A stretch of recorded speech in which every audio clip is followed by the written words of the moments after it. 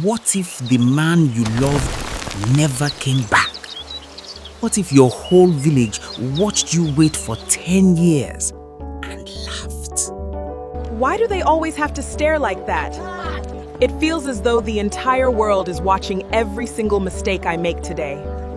What if every market day, every Sunday service, every gathering under the mango tree was another chance for someone to remind you? Why did the bicycle fall over? Because it was too tired. Just like all of us waiting to see what happens when this mysterious car finally stops.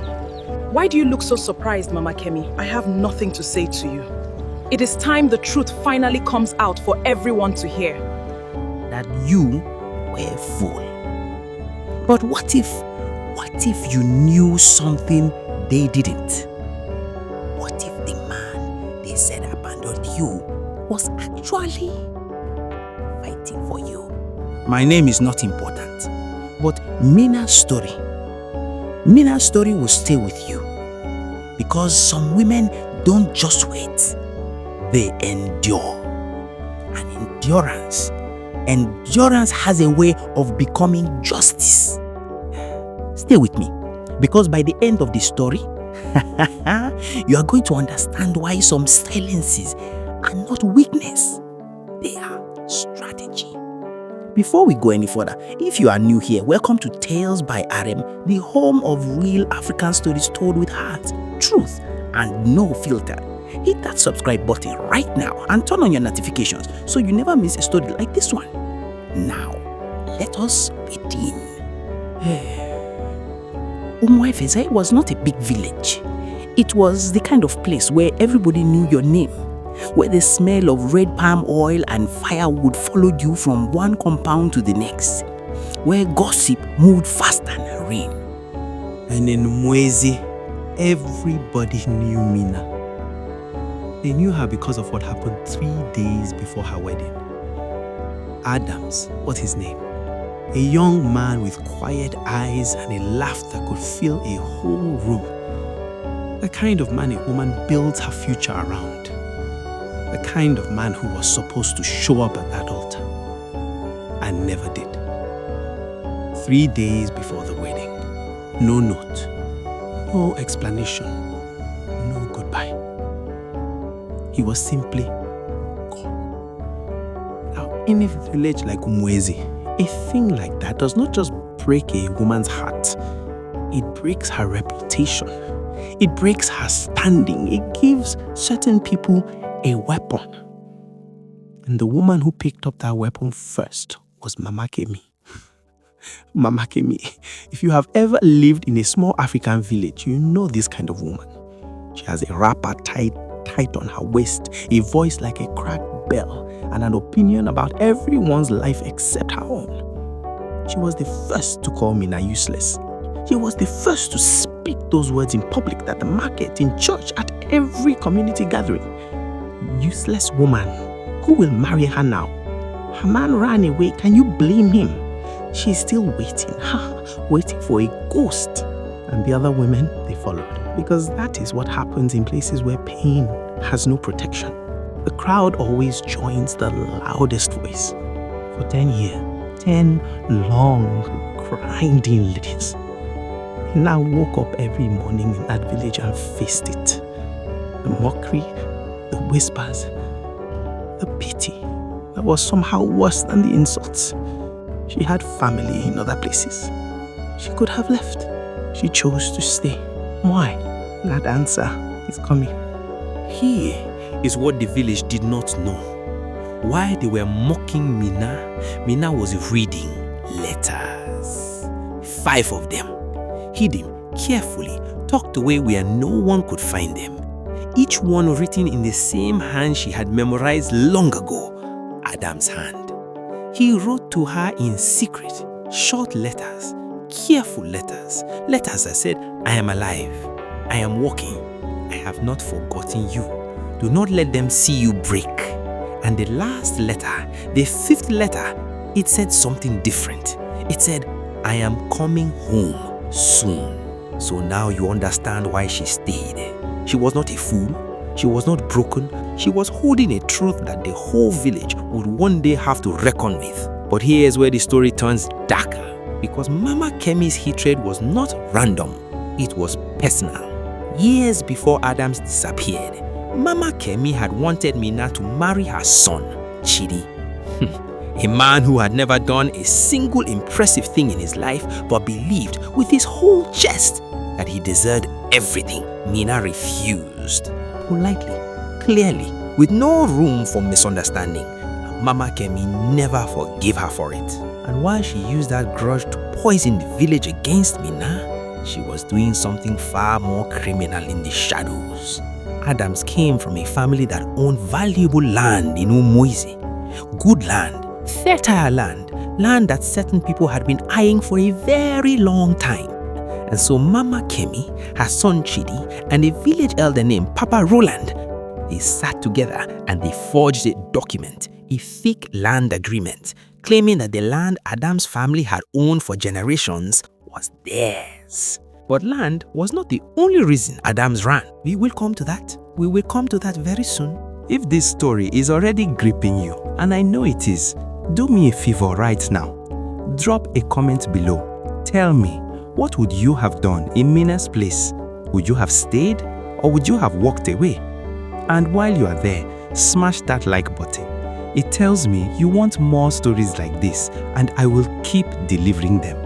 Now, back to Umueze. The day everything changed in Umueze started like any other. Dust rising off the road, women carrying baskets, children running between compounds. And then a car arrived. Not just any car, a high-end black car moving slowly through the village like it knew exactly where it was going. The village stopped. People stepped out of their doorways. Children stopped running. Even Mama Kemi paused mid-sentence. A man stepped out, well-dressed, calm, carrying himself with the kind of quiet authority that makes a village feel small. His name was Felix.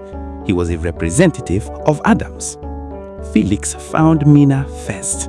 He confirmed what those 5 letters had told her, that Adams was safe, Adams was well, and Adams was coming home. The message Felix delivered to the conspirators was different in tone. We do not know the exact words, but we can tell you that when Mama Kemi, Chidi, and Papa Roland received it, their faces changed. And then something happened that the village had not seen in 10 years. Mina spoke. Not a whisper, not a lowered head. She looked Mama Kemi directly in the eye at the marketplace, right there in front of everybody. And she said, Mama Kemi, save your energy. The truth is coming. And when it arrives, you will need every bit of it. The marketplace went silent. Mama Kemi laughed it off. But that night, she, Chidi, and Papa Roland met in secret. Plans being made, panic dressed up as strategy. The village buzzed with rumors. Was Adams really coming back? Some people believed it, some people laughed, but nobody was truly ready for what came next. He came back on a Tuesday, not alone, not quietly. Adams returned to Umueze in a convoy of cars. With him, legal representatives, a government lands official, and a reputable lawyer who had spent years helping him build something that no one in that village could destroy. A case. They gathered in the village square. The elders came, the women came, Mama Kemi came, Chidi came, Papa Roland came, and Mina stood there with her head high. For the first time in 10 years, she did not look like a woman waiting. She looked like a woman who had already won. Adams stepped forward and he spoke. He told them everything.